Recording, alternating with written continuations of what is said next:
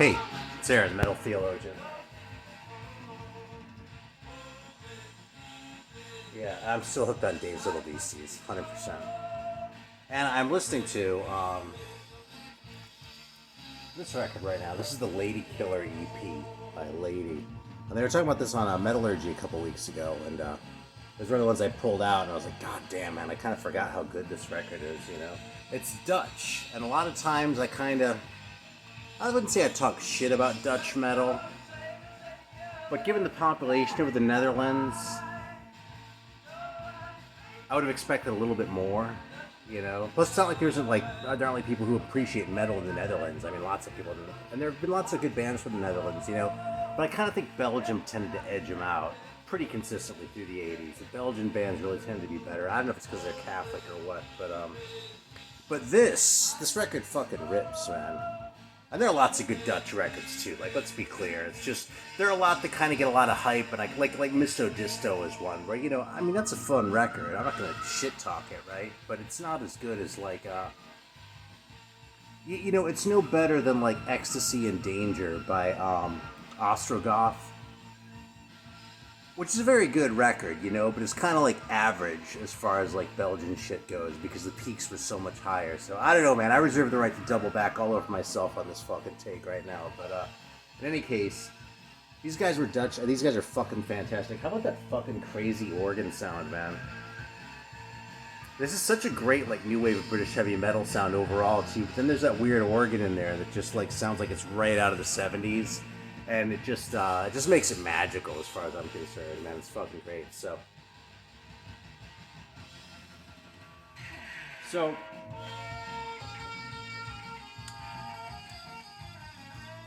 I'm in sort of a weird place musically. Like I've sort of been trying to settle into like a new groove of shit to listen to because I was listening to a lot of like the the NWOBHM shit, the new British heavy metal shit, and especially the comps, like especially this one. It's unheard of. I've kind of hyped this a few times lately. I mean, I got this a long time ago. I actually got this dirt cheap. Like, kind of lucked into it. Didn't even realize it until later. But, you know, I've always liked this comp, but it's really long. Sort of like New Electric Warriors. And I kind of felt like it dragged a little and wasn't necessarily up to snuff. But these last couple weeks, man, I've been playing this record almost every day. Like, for, like, 2 weeks went by where I did listen to this record every day. And, like, for the last week or so, I've been listening to it like every other day, you know, and like all the way through too, man. Like there's just, especially once you sort of get into it a little bit, like there's a really interesting variety. There are all sorts of interesting songs in here, like Mrs. Poe by the Research Department, who were actually Italian. I think they're the only ones on here. You know, there's one other band that has a U.S. address. Right, but these are almost all UK bands, and this comp is like 81 or something like that. You know, 80, 81, maybe 82, I don't know. Somewhere in there. It's early. So it's really a new wave of British heavy metal comp, but there are a couple of oddballs in there, and one of them is this Italian band that just has this really sort of weird sound that's sort of like, it's metallic in intent, but it's sort of like just the Stranglers wanted to play a metal song or something like that, you know? But like the Stranglers on a really good day, not like, you know, the Stranglers sort of on and off, but like the Stranglers are solid, but they're playing a metal song. It's kind of like Mrs. Poe by the Research Department. So, yeah. And the real sort of funny thing about this one is this record really put me on a UFO kick. And I can tell you exactly. I've been listening to a ton of UFO. We're going to be talking about UFO in a little while. So if you don't want to hear anything good said about UFO, then maybe bounce right now. Although I really don't like the Michael Schenker albums, so I don't know if that's a mitigating factor or not. But here's the thing: I'm actually going to play it off the 45, just so I don't have to fuck around with it and find the groove. And most of the songs on that thing actually are exclusive to that comp, but this one is also on the single.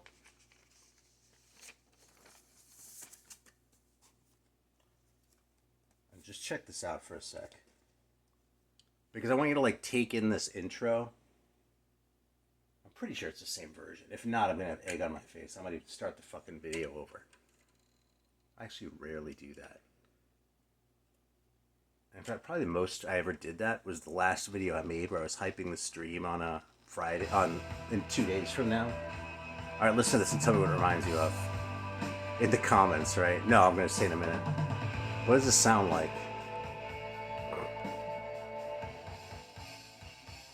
Not like note for note, okay? But sort of the chord progression and the color of it, and the sort of the breadth of it, the way it's sort of wide.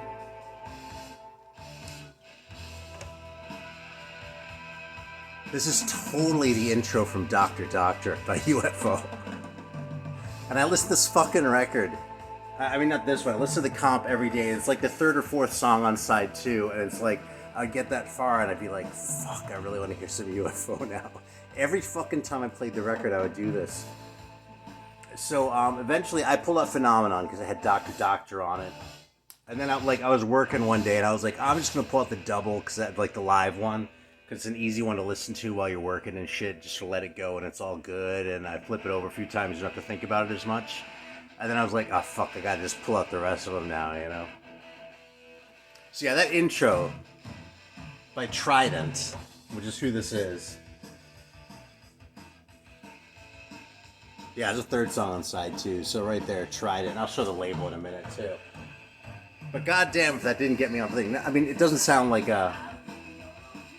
I mean, it's totally plausible that UFO fans based on this, but this no longer sounds like Dr. Doctor. It's just that intro, but man, that intro was enough. Fucking every time I heard it, I was like, I really want to listen to some UFO now.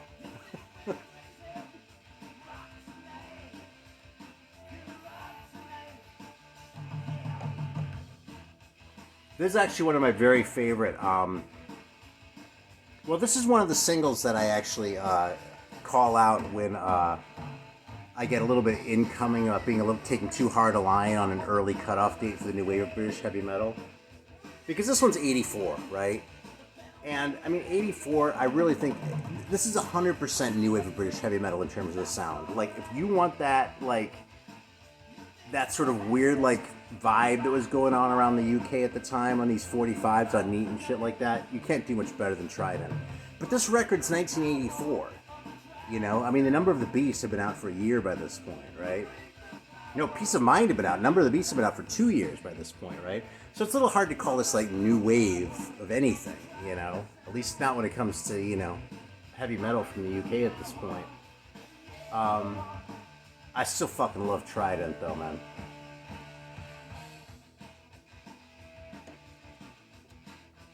And the hook on the A side of this, which is called Destiny, is absolutely brilliant, too. I'm probably not going to get around to playing it, but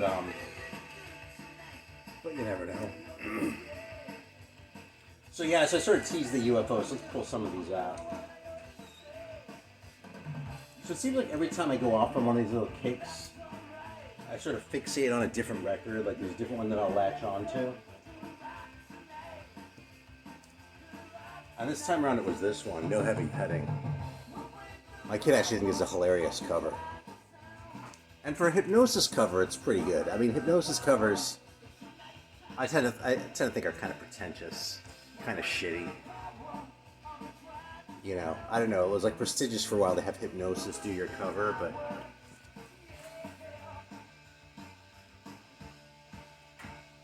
I don't know, man. I'm not impressed. What can I say? But this one's pretty good. And this record, I mean, I just think it's great all the way through, man. Like, pretty much every song on this thing is good. Even the ballad, Belladonna, is really good, you know? And, like, a song like the very last song, Martian Landscape, it kind of sounds like a throwaway with a title like that, right? It's the last song on the album. It's fucking great, man. It's like a fantastic closer on the record, you know? It's sort of big and wide, and grandiose is probably too strong a word. For UFO it is, but, you know... But it still has that rock feeling, but it slows it down a little bit. Sort of contrasting with, like, the opener of Natural Thing, you know? Just a really solid record from start to finish, man. Like, this is one of those records where when I'm done playing it, I want to listen to another record by the band, so, I really like the logo on this record for some reason, too. You know, it's so simple compared to, like, the stylized one where they ended up with it, but I just really like how it came up. Maybe even more than on this one, even though it's actually the same logo. I just kind of think it presents better on that one, you know? But this one's also seen a fair bit of action on my record player this week, because this is, metaphysically, this might be my favorite UFO record, but it's kind of close between Force It and No Heavy Petting. And this is more like what I expect from Hypnosis, just like some bullshit. Like some weird, like, sexy shit with, like, this weird, like, shit with the faucets that, like, could be cool if it were executed right, but just kind of comes off as pretentious. Yeah, I don't know, man. Thumbs down on Hypnosis, but thumbs way, way up on UFO.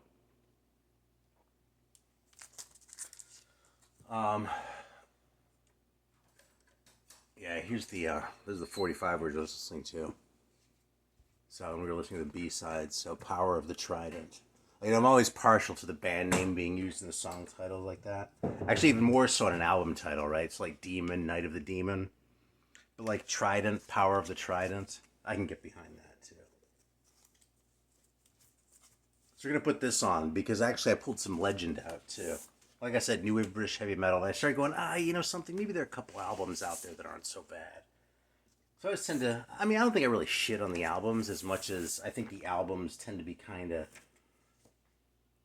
not really what the scene was about, you know what I mean? Like, if you're really into this kind of stuff, if you really want to dig into, like, the new wave of British heavy metal stuff, it's not going to be very long before you're digging into the singles, because that's just where most of the action was, you know? There were some good LPs, there were some really mediocre LPs, there were some really mediocre LPs made by bands that made really good singles, you know? But these guys, I kind of tend to forget about, and part of why I tend to forget about them is because they made so much music.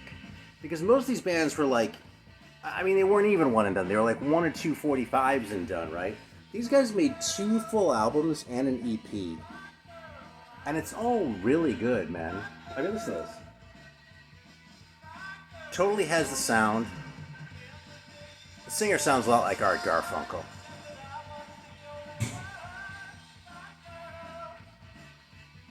But goddamn, man.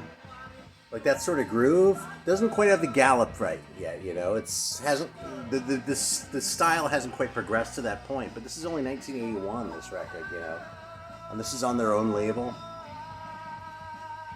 I'm pretty sure there's a high roller reissue of this, so you can get it cheap. Yeah, I actually got the Legend records in reverse order, so that was the last one that I got. Because this is the first LP, it's the most highly regarded, surprise, surprise, right? But I'm going to tell you the other shit is really good. This... Fuck, where the hell is it?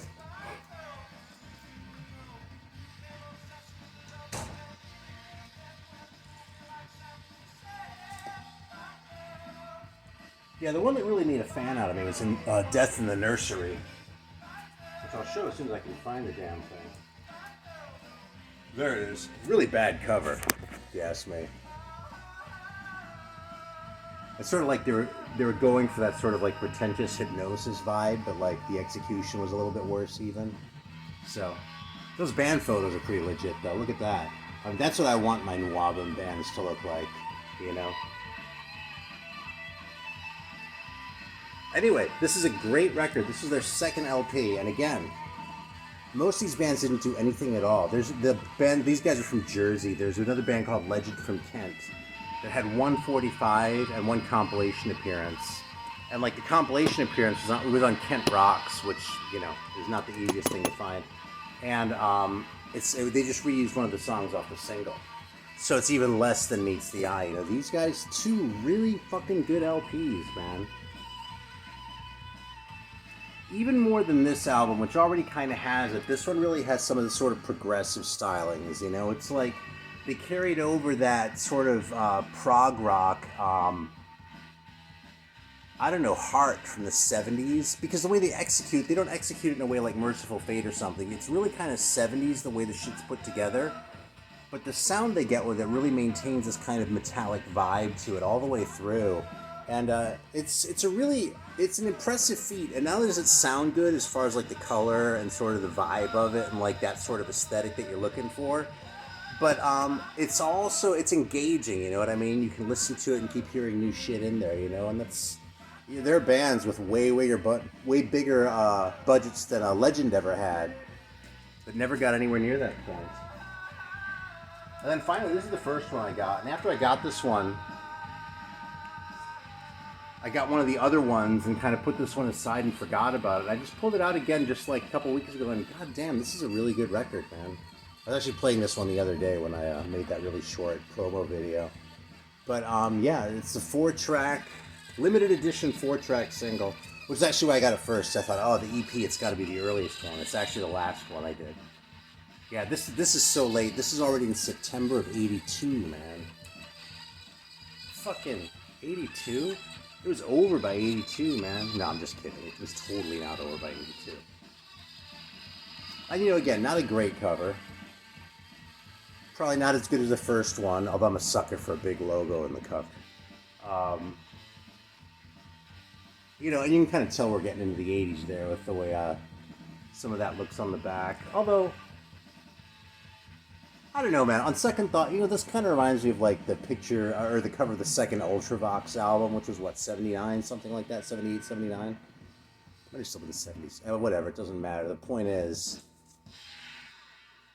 that sort of aesthetic. So anyway, man, anything by Legend is pretty fantastic, and I would almost encourage you to go backwards the way I did. Just don't have like the first album prejudice that I had going in, where like once I finally got the first album, that was the only one I ever played again. But like if you start at the end and go backwards, like they start out great, just keep getting better and better, man. So yeah, I'm totally behind this band Legend.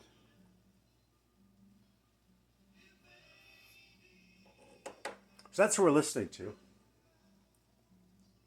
I feel like I should show Phenomenon. I spent so much time alluding to it earlier. This is a Hypnosis cover too, but I can pretty much hang with this one. This is really the first good UFO record in my estimation. You know, it was their third album, if I'm not mistaken. Or they had 2 studio albums and a live album when they were still like a prog rock band. But honestly, I think UFO is kind of a shitty prog rock band, man. Like, there's this big fucking, like, rock and roll medley where they do, like, Come On Everybody and shit like that in the middle of side 1 on their first album. And they do Come Away Melinda, which sucks no matter what band is doing it. It sucked when Uriah Heep did it. It sucked when UFO did it. And I don't know, man. I really wanted to like that early UFO shit. Just sort of my inner contrarian wanted to latch onto the UFO shit that's sort of least known and sort of most at odds with sort of where they end up going later on, like into the 80s and shit like that. But those records just aren't very good, you know? This record, though, is fantastic. I actually have 2 copies of this. This is my good copy. On the track list, this is actually kind of a weird one. This is the only record I've ever seen like this. But if you look at this track listing, the first song on side 1 is Too Young to Know, and the first song on side 2 is Oh My. I think this is an American press. No, this is an English press. Okay, so if I'm not mistaken, on the American press, they were reversed. Okay, so the song list was the same, except Oh My was the first song on side 1, and Too Young to Know is the first song on side 2. My other copy of this has Too Young to Know as a first song on both sides. So I don't know if they mixed up the plates at the pressing plant or something like that. If someone shipped something to the wrong factory or something. I've actually looked around a little bit. It's been a while since I have, but I've never seen anyone talk about it or anything like that. For that matter, actually. I'd have to go find it. There's another record I want to show one of these days that I've also never seen another copy of, but I'll save that one.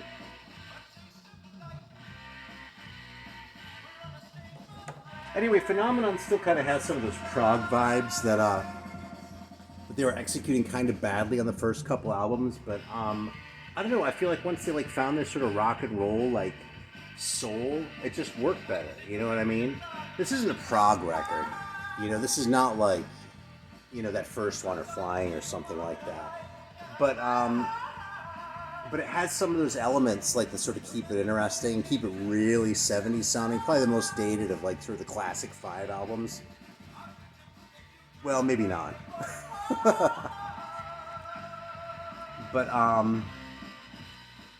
definitely the most primitive, you know. So let's see. And we gotta shout this one out too, because of course I played Obsession. It's actually a Japanese press, which I had because it happened to be the first copy that I found when I was looking for it, you know. Doesn't have the obi, obviously. It doesn't have the insert either, I don't think. I have to look, and I don't really feel like dealing with it because you all know UFO, probably. But, yeah, you know, as Hypnosis covers go, this one's probably, like, on a scale of 1 to 10, this is probably about a 4, but it's probably a Hypnosis, like, 9. You know, it's almost as good as they ever got, you know. Oh, it's better than a 4. I'll give it a 5, you know. And it's kind of funny that Michael Schenker didn't get any bubbles over his face.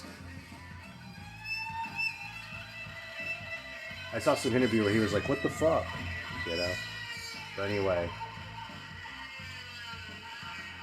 Probably the best entry point for this era because this definitely has the most pronounced keys on it.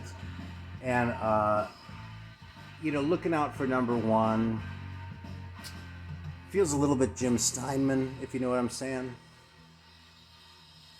I mean, it would be short for Jim Steinman, but it feels a little Jim Steinman, a little bit more of that in my UFO than I like.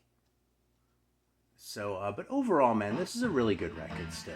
They hadn't lost it, you know? And, like, after this one, like, after Michael Schenker left, those records aren't necessarily bad. I just never connected with them in the same way. So, you know, true to 70s form, this one sort of marks the end of the era, you know? Being the last, just the double live that marks the end of the Schenker era. So, I actually saw UFO live twice in the 2000s, and I had a great time at both shows. So, you know, I'm not here to, like, tell you ignore later UFO, well, it all sucks or anything like that.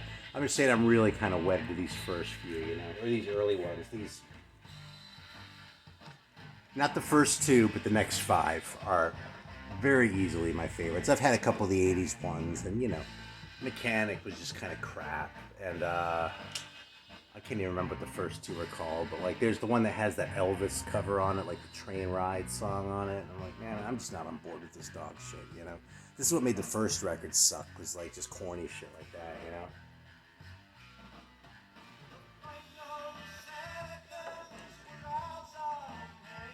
Still a good sound, though. And Phil Mogg still kind of has, like, he kind of sings like your friend who sings really well. You know what I mean? He's not like, you know, a Bruce Dickinson where it's just like, oh my God, you know, or like an Eric Adams or someone like that. It's definitely sort of a relatable, sort of like, he's your friend, you know what I mean? He's the guy in the local band who's really good. But, like, really good, that kind of really good singer, you know, and a solid front man, too. So he's always kind of a pleasure to hear, you know? So there's my UFO hype that I promised. Took a little break off that shit, actually, to listen to the Twinkies. Who I actually turned on to because I was poking around the Amoeba store in San Francisco way back in the 90s. And one of the guys asked if he could help me find anything. At least the shop must have been new at the time, but he was offered to help me out. I was like, you know, I'm looking for any, if you have any suggestions for something that sounds like those, like, 70s Cleveland bands, like Rocket from the Tunes and shit like that, I really want to hear it, you know? So he recommended Simply Saucer from Canada, and he recommended the Twinkies from Sacramento.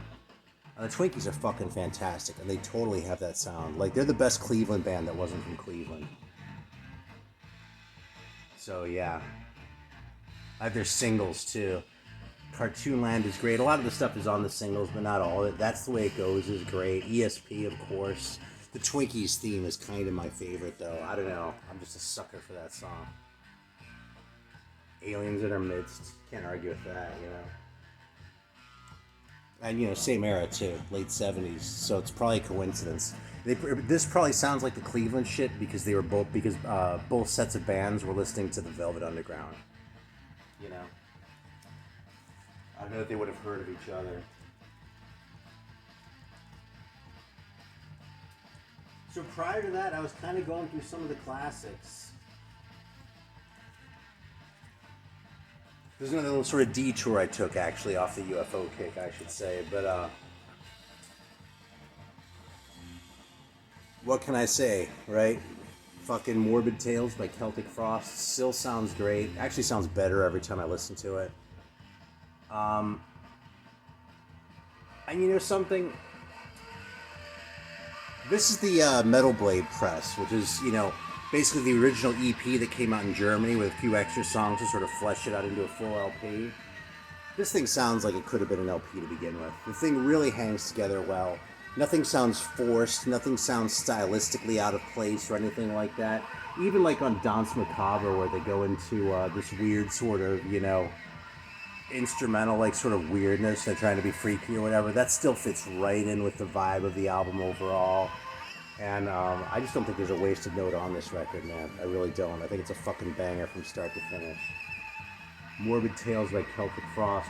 When I first got into this band, like in earnest, which wasn't in the 80s, I'll be honest, it was more like in the 90s, I probably would have told you that Megatherion was my favorite for its grandiosity and sort of scope. But I think this one might have become my favorite with time, just because it sort of has that. It's not quite as grandiose, but it's a little more raw for it. It's close, Of course, Emperor's Return is great, too. It's still essential, even if you have the American one, even if you have a couple songs overlapping. But, life can sometimes be that way. Here's another relatively obvious one, another one that kind of grows on me with each listen. I ignored this band in the 80s because I thought Nasty Savage was such a stupid name. And the Thanks To on Eternal Devastation by Destruction, they shout out Nasty Sausage, which I think is kind of funny.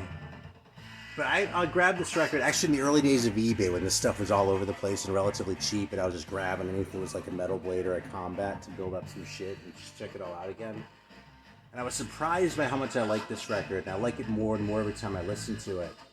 You know what this really sounds like? I really kind of just put my finger on it. This sounds like a thrash band playing slow.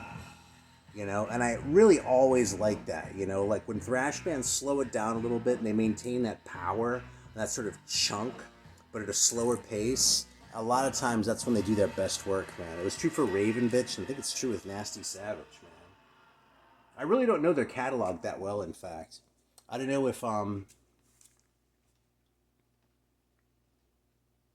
maybe they picked up the pace a little bit on subsequent records, but I think this one's pretty much perfect the way it is, And you know something else about this? Like, just looking at the titles, what do you expect was going to be the best song, right? Asmodeus, right? Of course. But it's not necessarily, Like, Fear Beyond the Vision is probably the one that stays in my head the most. Yeah, Gladiators, fucking banger. Yeah, man, this song is just so... This record, is just so good. And Asmodeus is just fucking fine, don't get me wrong. I'm just saying it's not like head and shoulders above the rest, like if you know the Horse album from the 70s, it's like there was their one satanic song, but then the rest of it was kind of just like whatever. So you sort of figure the satanic song is where they're really going to let their freak flag fly. But Nasty Sausage, Nasty Savage, they maintained it all the way through, Like I said, I was going through the classics. This one always sounds fucking great, man. Fucking great record. Really heavy on the prog. But not prog the same way like Legend is prog with that 70s thing. It's really sort of a new interpretation of it, It's like prog rock in a way that sort of sneaks up on you, because this just looks so like it's going to be the heaviest thing ever, And it's definitely heavy, but it's not just like rah, chugga chugga like that first Celtic Frost or like Venom or something like that, It's heavy and metallic, but it has like these songwriting that's just has the prog thing going on, The songs have lots of parts. There are weird chord progressions, not weird like in Voivod, which I also pulled out this guy, which is still a fucking favorite, right? But not quite as angular and sort of jagged as Voivod, but yeah, just like weird melodies. Lots of parts in the songs, transitions that aren't necessarily obvious and that sort of thing. But they almost never sound forced. The transitions on this. There are a couple sections on specifically on Nightmare and Night of the Unborn that I think those are probably the weakest songs in the album. There are a couple spots that sound a little forced, but they still hold up, man. I'm not talking any shit about either of those songs either, Yeah, great record, man.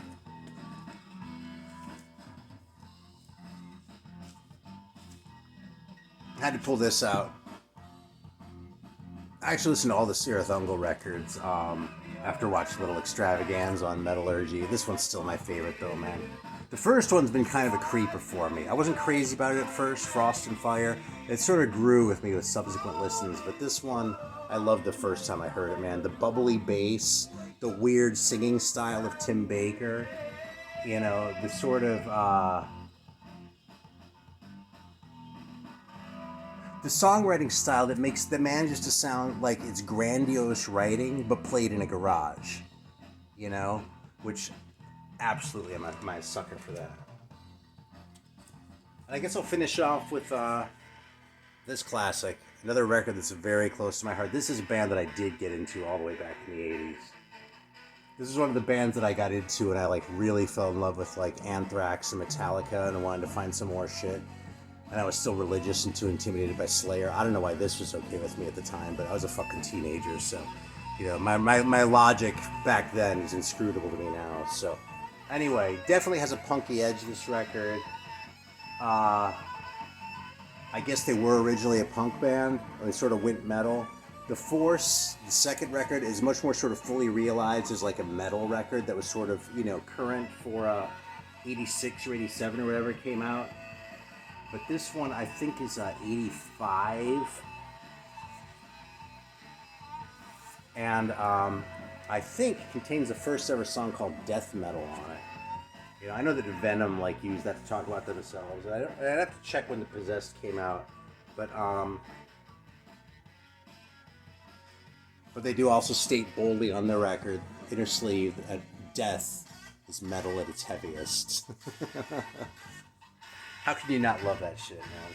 Alright, thanks for watching. I'm going to be selling some records off on Saturday, this coming Saturday, 2 days from now, on, and I'm going to start at like 9 p.m. Eastern time. I think that's what I said. 9 Eastern, for real. Alright, thanks for watching. No pressure, we can still be friends if you don't want any of my fucking records, I don't care. But hopefully the stream will be fun anyway, because we'll just be hanging out and no pressure, no stress, no auction shit. Just letting some shit go.